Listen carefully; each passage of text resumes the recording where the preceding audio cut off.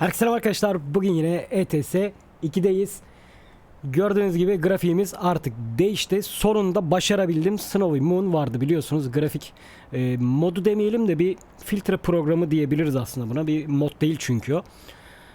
Snowy Moon'a bir türlü üye olamıyordum. Mail ekliyorum, sürekli banlıyorlar. Mail ekliyorum. Ya mail banlanıyor. Niye banlanıyor bilmiyorum yani. Satın alım yapıldığı siteyle alakalı sanırım. Ondan sonra bir de dedim Google'la giriş yap deyip Google'la giriş yaptım. Bu sefer banlanmadı nasıl olduysa. Sonunda alabildim. Snowy Moon'u bugün kullanıyor olacağız. Hatta şöyle göstereyim. Snowy Moon aktif. Ayarlarımı birazcık yapılandırdım. Fena olmadı gibi. Reshade artık kullanmıyorum. Reshade'de de çalışabiliyormuş galiba ama Reshade kullanmıyorum. Nvidia'nın kendi grafikleri kullanıyorum. O da şu şekilde oluyor. Şimdi buradan Alt Z yaptığımız zaman Nvidia paneli açılıyor. Hatta şöyle yapayım, bir saniye kucağıma alayım klavyeyi. Nvidia paneli açılıyor. Nvidia paneli açıldığı zaman da neredeydi o? Oyun filtreleri. Her oyunda çalışmıyor ama ETS'de çalışıyor. Oyun filtreleri bölümünden de buradan detaylı ayarları vesaireyi yapılandırabiliyorsunuz. Biraz daha oturtturayım grafikleri, ondan sonra bununla ilgili bir video çekerim. Şimdi normal Nvidia filtresi yokken bu şekilde gözüküyor. Nvidia filtresiyle birazcık böyle hani çok beyaz gözüküyordu. Nvidia filtresiyle birazcık böyle renklendirdim. Biraz daha böyle hani gölgeler, asfalt dokusu biraz daha netleştirdim. Asfalt çok fazla çünkü detayları belli olmuyordu. Bakın şöyle yaptığımız zaman aktif oluyor. Bu şekilde asfalt dokusu, yerdeki beton dokusu, aracın kendi dokuları falan çok daha gerçekçi oluyor. Hatta onu da şöyle göstereyim. Şuradan bir çıkalım. Aracın içine geçtik mesela. Hop dur, yanlış oldu.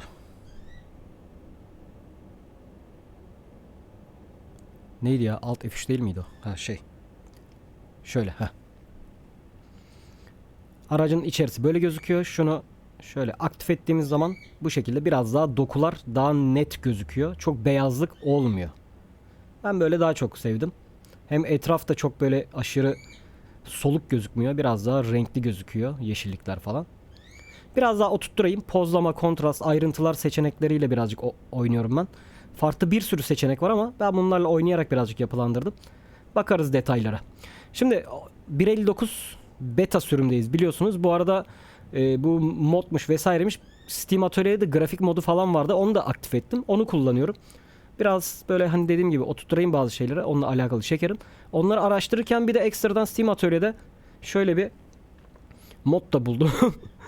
Çatlak cam modu. Bakın şurada kenarlarda, şurada tam gözükmüyor şuradaki ama bir de şuradaki çatlak cam modu buldum bir tane. Onu da ekledim. O da çalışıyor. Sıkıntı yok. Video açıklamasına ben linklerini eklerim. Sizler de indirmek isterseniz indirirsiniz. Hemen şöyle gelelim. Geçenlerde oynadık ama niyeyse Amsterdam limandan Rotterdam limana gitmiştik. Bu rotayı tekrardan sıfırlamış. Ben kaydedip çıktım. Ama nasıl oldu bilmiyorum. Amsterdam Rotterdam arasındaki yolu gitmemişim gibi gösteriyor. Oyuna arada bir güncelleme geliyor. Belki onunla alakalı bir şeyler değişiyordur. Onunla alakalı tekrardan böyle gitmemişiz gibi gösteriyor olabilir. Ama şu rotayı ilk 1.59 beta sürüşümüzde kullanmıştık. Şimdi şöyle bir şey yapacağız bugün. Dur bakayım.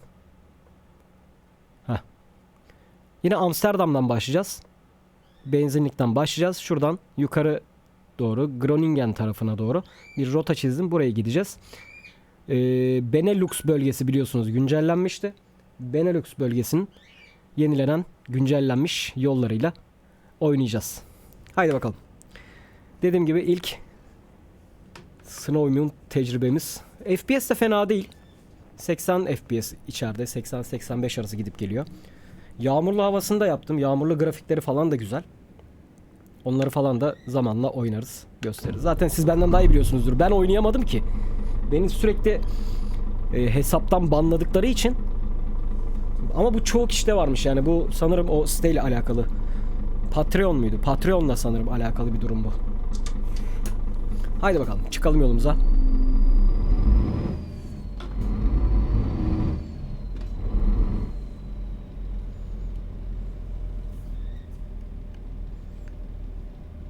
Şuradan şöyle çıkışımız var.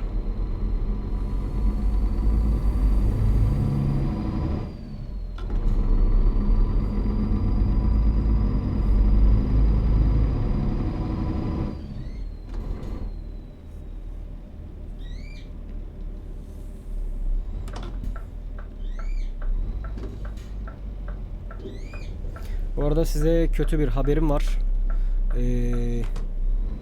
Rıfkı'nın eşi vardı biliyorsunuz. Rıfkı'yı biliyorsunuz, benim papağanım. O hani sürekli bağıran. Onun bir tane de eşi vardı. Eşi geçen gün maalesef öldü. Neden öldüğüne dair hiçbir fikrim yok. Yuvalığın içinde ölmüş. Yuvalıktan çıkamadı. Çıkmadı yani. Tamam, araç çalışmıyor gibi ses vardı. Heh. Yuvalıktan çıkmadı. Akşam oldu, baktım Rıfkı çıktı. Erkek olan çıktı yani, öyle söyleyeyim. Erkek olan çıktı, dişi olan çıkmadı. Gittim baktım yuvalığın içinde gözüküyor falan. Şöyle tık tık yaptım yuvalığa. Yok, ses yok. Yuvalığın kapağını bir açtım. Ölmüş.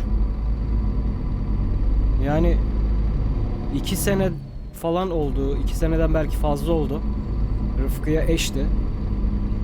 Rıfkı tüylerini yoluyordu. Rıfkı tüylerini yolduğu için ben ona eş almıştım. Normalde çift almak istemiyordum. Çünkü çift aldığımız zaman hem taklit yeteneklerini, konuşma yeteneklerini kuşlar biliyorsunuz bırakıyor. Sadece dişiye önem göstermeye başlıyor. Çoğu kuşta böyle oluyor. Çok yapmak istememiştim ama kendisini yolduğu için, sürekli tüylerini yolduğundan dolayı yanına bir eş aldım. Yolma olayını bıraktı. Tüyleri çok güzelleşti Rıfkı'nın falan ama tam da alıştılar birbirlerine. Sürekli yuvalığın içindeler, sürekli birlikte oyun oynuyorlar, birlikte takılıyorlar falan böyle. Çok da sakin bir hayvandı. Ama ne oldu, ne gitti? Kalp krizi olabilir diyor. Abimin bir arkadaşı var. Bu işlerle uğraşıyor. Hem kuş yetiştiriciliği falan da yapıyor. Hatta kızı ondan almıştım, dişiyi. Yani diyor bir hastalık vesaire yoksa diyor. Ben dedim yok, hani bir şey yoktu. Yemiyor, su içiyor, gayet hareketli. Hiçbir sıkıntısı yoktu. Daha bir gün önce gündüzünde hatta hiçbir şey yoktu. Kalp krizi belki geçirmiş olabilir dedi. Öyle kalmış olabilir dedi. Üzdü bizi yani. Rıfkı sürekli bütün akşam onu aradı. Ertesi gün sürekli onu aradı. Yuvalığın içine girip çıkıyor. Sürekli arıyor falan. En son yuvalığı çıkartmak zorunda kaldım. Çok fazla aramaya başladı. Bir eş daha aldım. Ama şu anda da onu istemiyor gibi davranıyor. Sürekli yanından kovalıyor, ısırmaya çalışıyor. İstemiyormuş gibi ama daha bir gün oldu. Bakalım birazcık dursun. Belki alışır. Amacım tüylerini yolmasın. Çünkü ben çok fazla evde durmuyorum. Evde durmadığım için çok yalnız kalıyor. Yalnız kaldığı için de strese giriyor muhtemelen. Kendi tüylerini yolmaya başlıyor. O yüzden yine yanına eş aldım. Yine o tarz problemler yaşamayalım diye. Çünkü bayağı bir uğraştım. Tedavisi, ilaçları falan. Tekrar aynı sıkıntıları yaşamamak için hadi dedim bir eş daha getireyim yanına ama inşallah alışırlar birbirlerine. Çok güzel bir kuş o da. O da sakin yani, böyle şey değil. Rıfkı 3 yaşında. Yeni aldığım dişi 1 yaşında. Geçmişi bilinen bir kuş en azından, yani öyle söyleyeyim.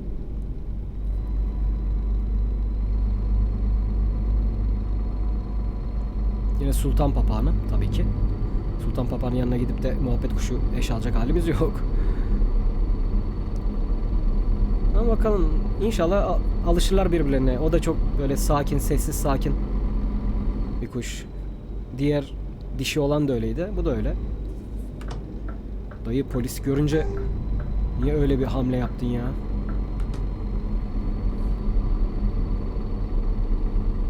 Asıldı direkt frene.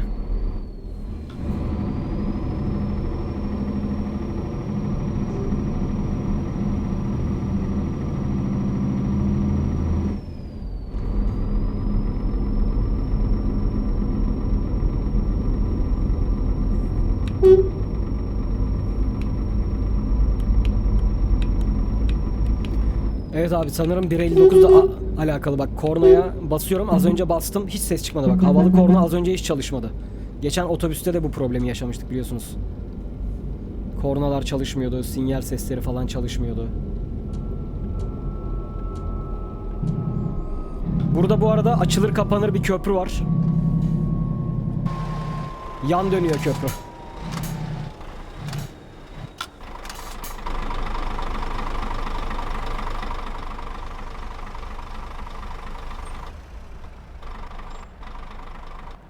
Bak, aracın sesi gidip geliyor, duyuyorsunuz değil mi? Evet, açılır kapanır böyle bir köprü var burada. Böyle yan dönüyor. Gemi geçiyor. Aynen, tekne geçiyor bir tane. Yelkenli geçiyor şu an.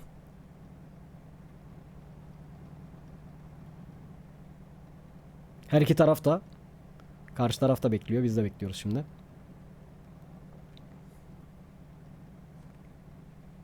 Mecbur böyle duracağız abi, yapacak bir şey yok. Direksiyon kameramız sıkıntı yoktur inşallah. Dediğim gibi telefonla kullanıyorum ben direksiyon kamerasını. Kablosuz bağlantıyla kullanıyorum. Aynı modeme bağlı oldukları zaman Droidcam isminde bir uygulamayla kullanabiliyorsunuz o şekilde. OBS'e aktarma yapabiliyorsunuz görüntüyü. Ama işte bazen böyle hani kasma, donma falan daha hiç başımıza gelmedi ama yapabilir diye düşünüyorum. Sonuçta bir kablosuz bağlantı bu. Aynı modem üstünden bağlandığı için böyle veri aktarımı yapıyor. Şimdilik bir problem yaşamadık. Ama bazen bildirim falan geldiği zaman olabiliyor.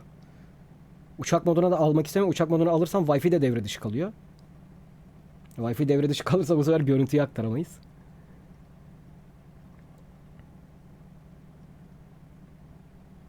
Şimdilik sıkıntı yok gibi. Olursa da yapacak bir şey yok artık. Evet, köprü tekrardan eski haline geri geliyor.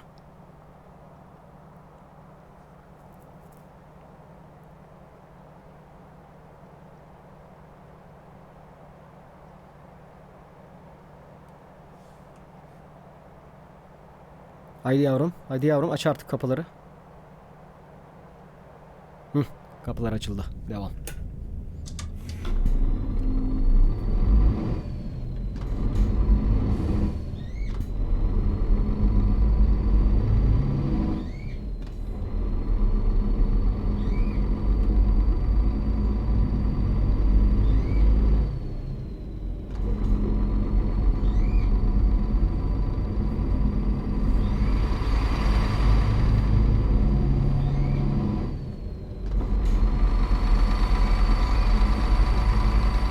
Ya camı açalım. Normal sesi kısalım oyunun.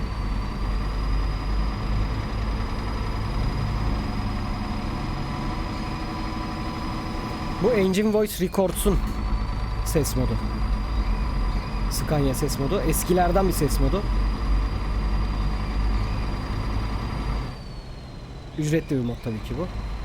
Paylaşılan bir mod değil.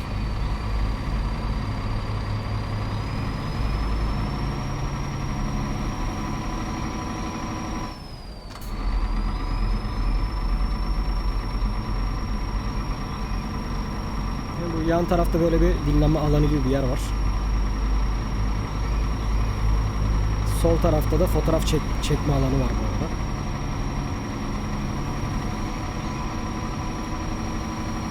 Evet, yeni rotaları keşfediyoruz ama böyle arada bir güncelleme, ufak böyle yama güncellemeleri yapıp da gittiğimiz yollara gitmemiş gibi olduğu zaman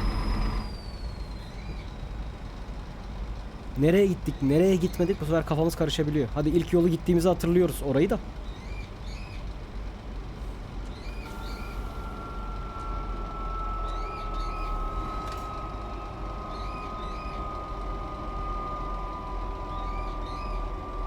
Rıfkı'nın sesi belki geliyordur. Şu an mutfakta onlar. Mutfak tarafına koydum. Çok bağırıyor çünkü şu an. Arada bir kıza serenat yapıyor. Şarkı söylüyor falan filan. Bak, burada da varmış o köprüde. Arada şarkı söylüyor. Poz yapıyor. Dans ediyor kıza karşı. Arada bir dövüyor falan kızı. Dövüyor mu, sövüyor mu anlayamadım ama çok şu anda bir çenesi düşük modunda olduğu için mutfağa koydum. Çok fazla bağırıyor. Normal ötme değil çünkü bildiğimiz bağırıyor. Videoda bizi konuşturmaz yani, o yüzden attım mutfağa onları. Mutfakta otursunlar. Daha şimdilik çıkartamıyorum. Kız daha bugün ikinci günü dişinin. Evi tanısın, ondan sonra yavaştan kafesin kapılarını açmaya başlarım. Hem birbirlerine alışsınlar biraz. Hem eve alışsın, odalara alışsın. Çarpmasın sağa sola. Kollu kanadını kırmasın hayvan. Belki mikrofona sesi geliyordur uzaklardan böyle. Bağırıyor çünkü.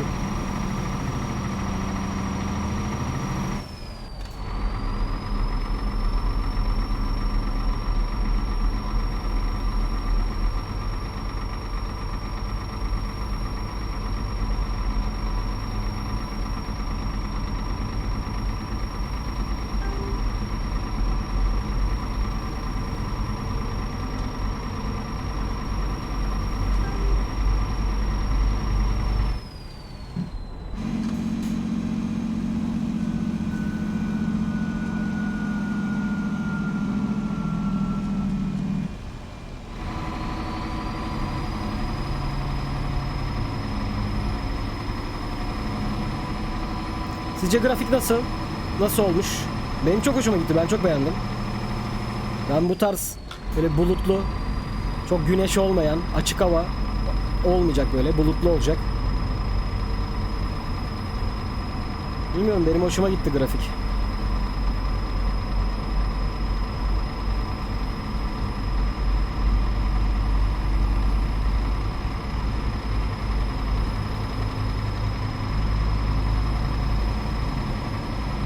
Sürekli yorumlarda yazıyorlardı çünkü.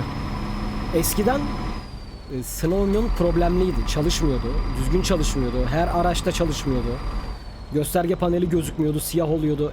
Aynaları tam göstermiyordu. Oyunun bazı araçlarında çalışıyordu. Bazılarında çalışmıyordu. Modlarda zaten hiç çalışmıyordu. Simsiyah bir görsel oluyordu. Ve oyunun bütün ayarlarını inanılmaz bozuyordu.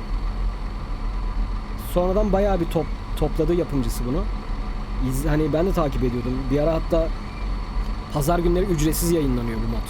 Pazar günleri 24 saatliğine ücretsiz kullanabiliyorsunuz. 24 saatte olduktan sonra tekrardan ücretliye geri geçiş yapıyor. Key istiyor sizden, yani illa satın alacaksın diyor, kullanacaksın diyor. Bir kere denedim. Güzeldi, hoşuma gitmişti. Üye olayım dedim. Arkadaş üye olamıyorum ki. Sürekli mail hesabımı uçuruyor benim. Hiçbir şekilde mail hesabıma kod gelmiyor. En son nasıl olduysa çözdüm yani. Çözdüm değil yani, oldu. Kendi kendine oldu. Ben de bir şey yapmadım. Fakat sadece Google'a giriş yap dedim, o kadar. Önceden kendi hani Hotmail adresi kullanıyorum ben normalde. O Hotmail adresimle girmeye çalışıyordum. Farklı bir sürü mailler denedim vesaire. Hiçbir şekilde yapamamıştım.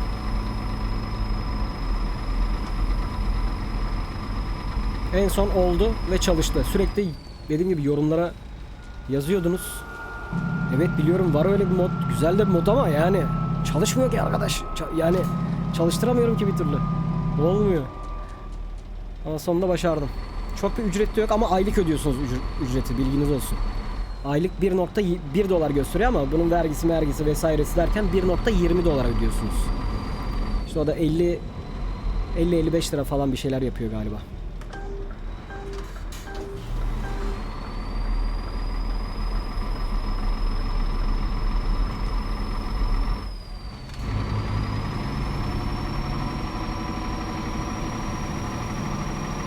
Yani üyelik sistemi var. Üyelik sisteminden her ay sizden para çekiyor. Çekecek yani, öyle söyleyeyim.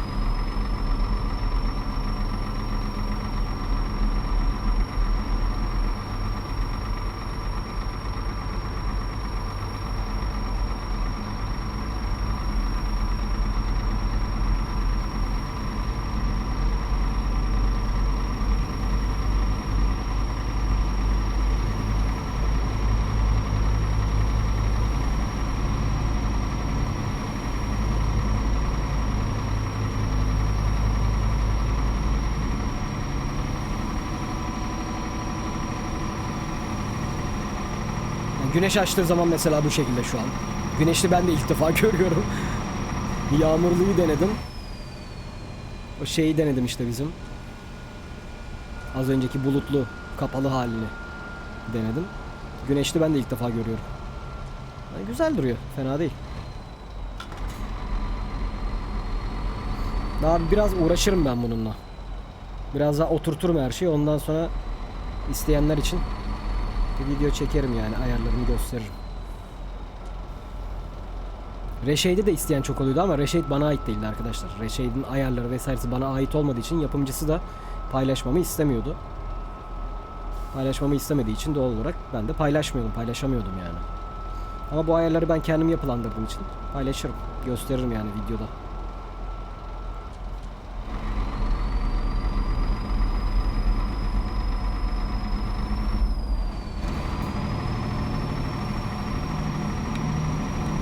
Bak yine korna yok şu an.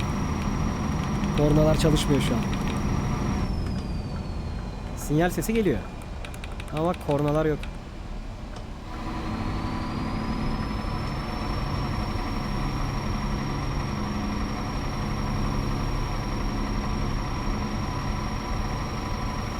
Yükümüz de 21 ton. Sığır eti taşıyoruz.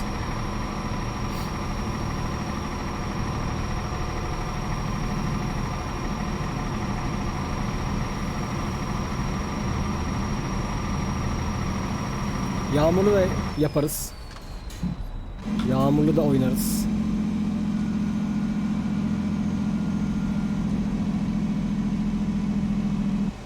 Yağmurun da ayrı bir görseli var.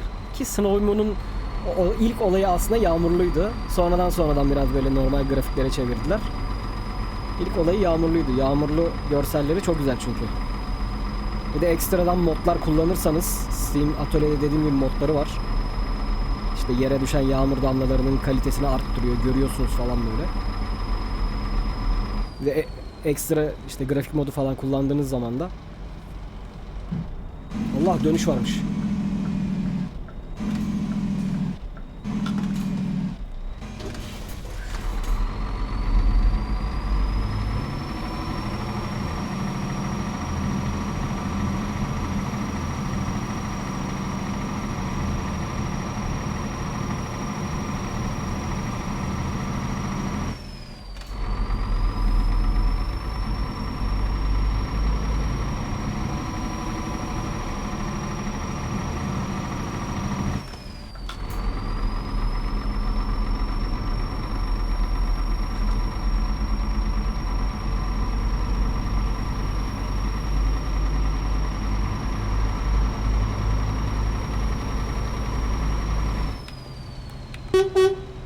Şimdi geldik orada. Havalı da geldi.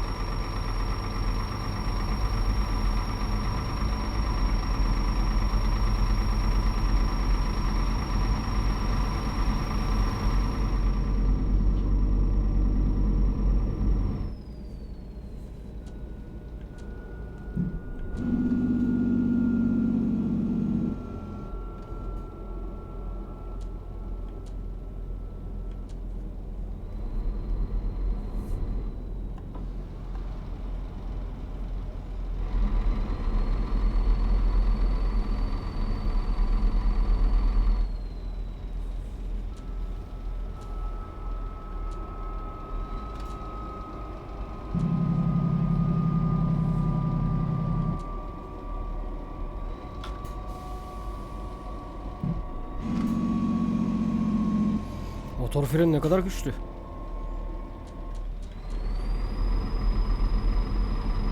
Retarder'dan daha güçlü motor freni.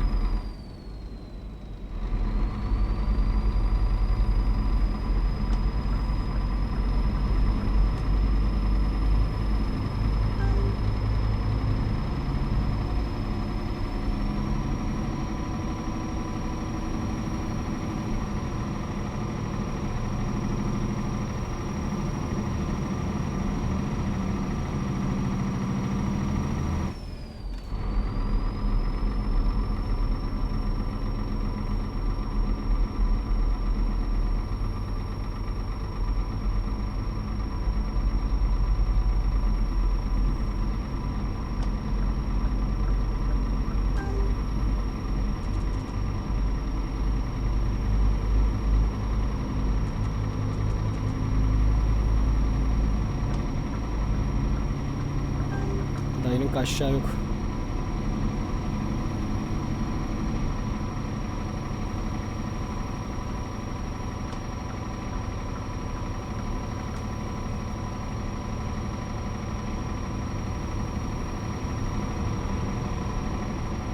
Bak şu havayı sevmiyorum mesela. Bulutsuz, dümdüz. Bu havayı sevmiyorum.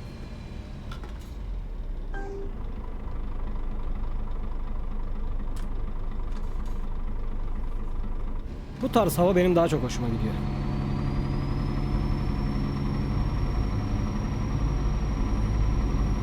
Bu arada gerçek hayatta da öyle. Kapalı havayı çok severim böyle. Bu tarz havaları çok severim. Gerçekte de yani. Sadece oyun içi değil. Şuradaki benzinliğe gireydik. İyiydi. Şöyle yaparız.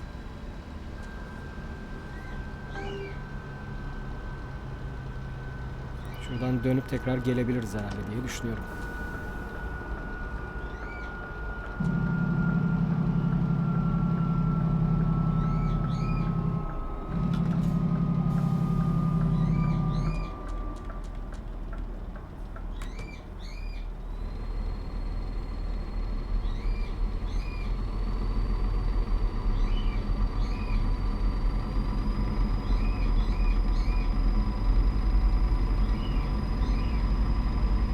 Gelemeyebiliriz sanırım. Öyle bir dönüş yokmuş. Öyle bir kelebek yokmuş yani.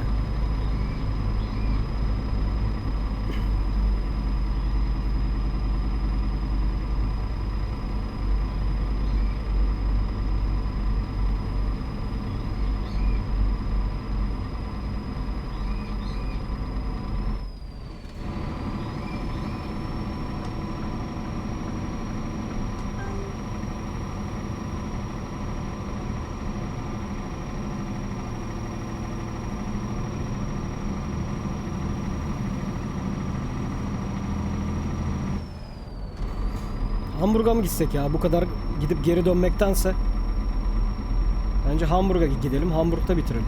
O tarafa gidelim yani. Lan inşallah gelen yoktur. Hızlı çıkıyorum. Yokmuş.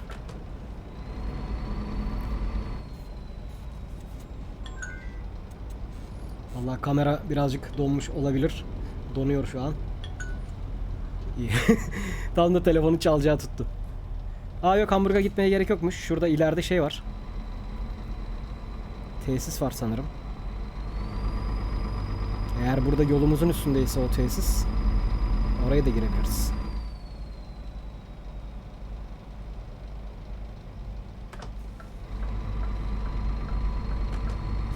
Aşağıda mı lan yoksa? Lan aşağıdaymış ya. Ya vay arkadaş.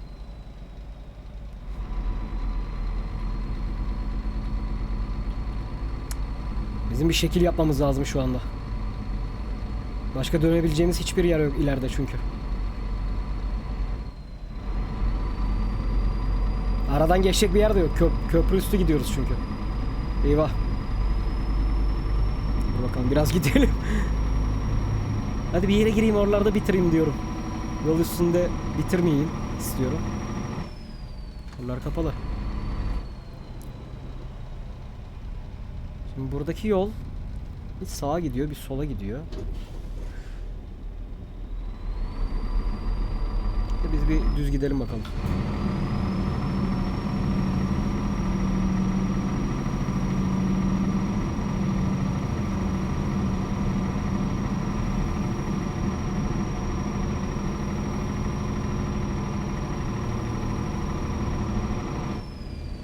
Buralardan dönülür mü lan? Yıkılabiliyor mu ki bunlar? Vallahi yıkılıyor galiba.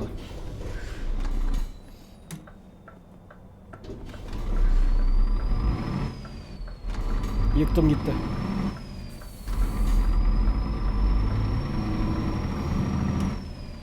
Vallahi yıktım gitti.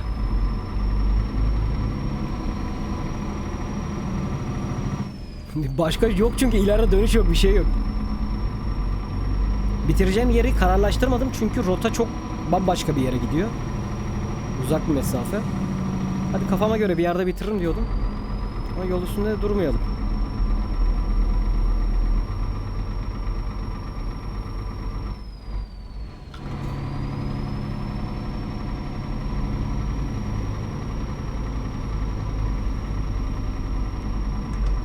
Sağa doğru geçelim.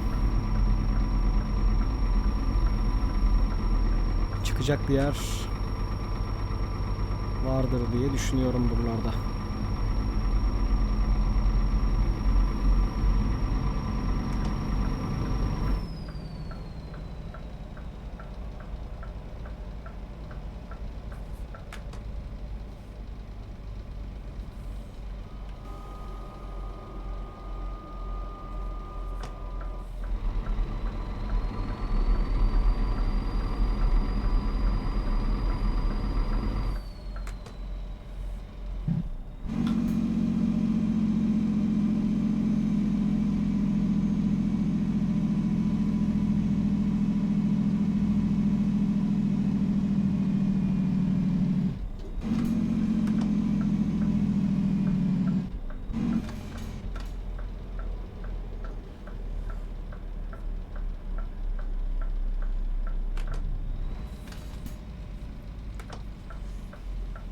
Bize şuradan dönelim.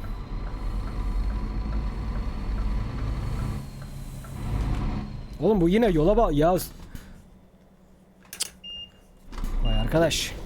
Allah çarpacağım, yapacak bir şey yok. Bu yine yola bağlıyor. Ne alaka oğlum, yola bağlıyorsun beni ya. Gerçi buradan da başka bir şey yok, alternatifi yok.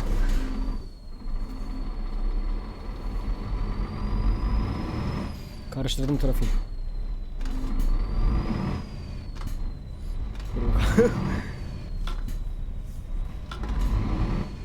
Gelme dayı, gelme dayı. Tam da polisin önünde. Dur bakalım.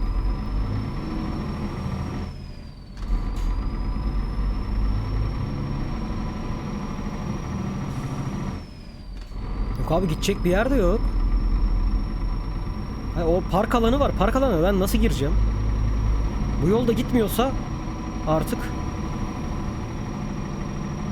bu yolun gidiyor olması lazım yani.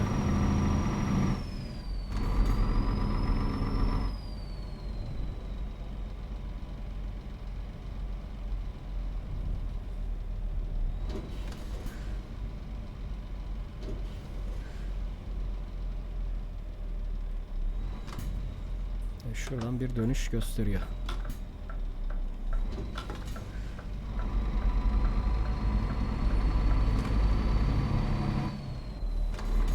Hele şükür. Hele şükür bulabildik abi park alanını. Sonunda.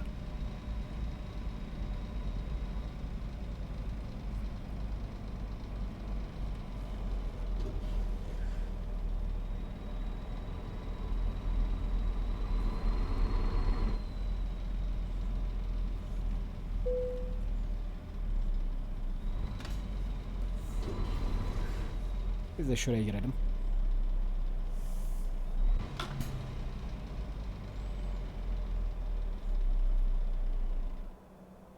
Bak, seste problem var. Ama bu oyunla alakalı abi. Bak, kornalar da yok çünkü. Bir geliyor bir gidiyor. Geçen dediğim gibi otobüste de biz problemi yaşadık. Demek ki 1.59 beta ile alakalı bir sıkıntı var. Oyunun orijinal seslerinde belki yoktur ama modlu seslerde ya da modlu araçlarda bu problem sanırım var. Bak şu an araç çalışıyor yani. Rolanti sesi gidiyor aracın. Bak, sanki stop etmişim gibi. Neyse, yapacak bir şey yok. Şimdi stop edelim. Evet arkadaşlar. Kucağımıza alalım yine klavyemizi.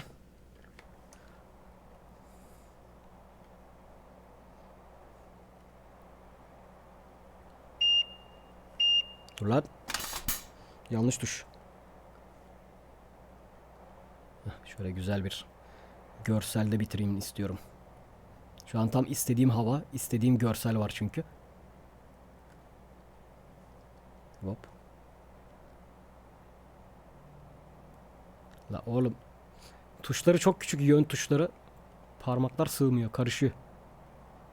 Bakalım, aynen. Şöyle bir görselde bitirebiliriz. Şimdi aslında oyunun grafiği default'ta sanırım. Ya da bozmasam mı? Ulan şimdi default yaparım. Bozulur neyse vazgeçtim. Ellemeyeceğim. Ellemeyeceğim abi. B'de kalsın. B'de kalsın, ellemeyeceğim. Diğer ayarlarım şu şekilde. Yine merak eden olursa buradan baksın. Ama dediğim gibi daha ayar yaparım ben. Bir şeyleri değiştirirsem değiştiririm. Ondan sonra sizlere de gösteririm.